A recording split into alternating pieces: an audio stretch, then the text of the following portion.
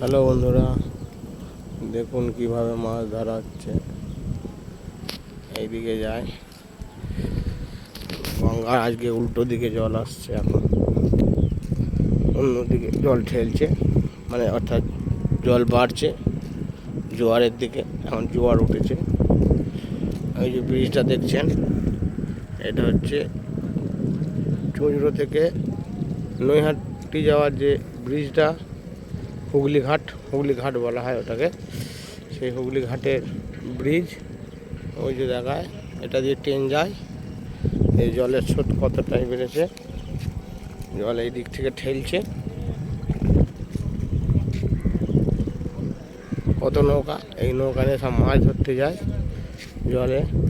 ওখানে একজন মাছ ধরেছে, তারা বাঁচছে, জাল ফেলেছিল, এই যে মাছ বাঁচছে। জাল থেকে একটা একটা করে মাছ খুলে পেতে রাখছে, সেই মাছ বাজারে নিয়ে যাবে। এখানে প্রচুর নৌকা, সবাই এখানে মাছ ধরতেই যায়, মৎস্যজীবী বেশি এখানে। দেখুন প্রচুর মৎস্যজীবী। ওদিকে আরও নৌকা আছে, এ সাইডে আছে, ওই সাইডটায় আছে।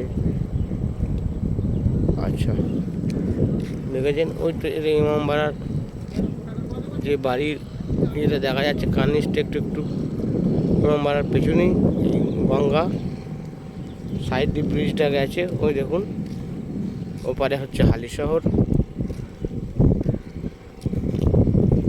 এপারটা ব্যান্ডেল বা হুগলি ঘাট বলা যায়।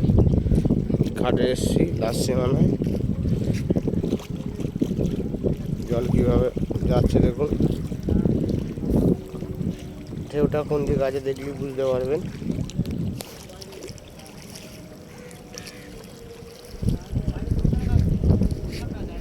এই নৌকাটা বাঁধা রইল, নৌকাটা যাবে।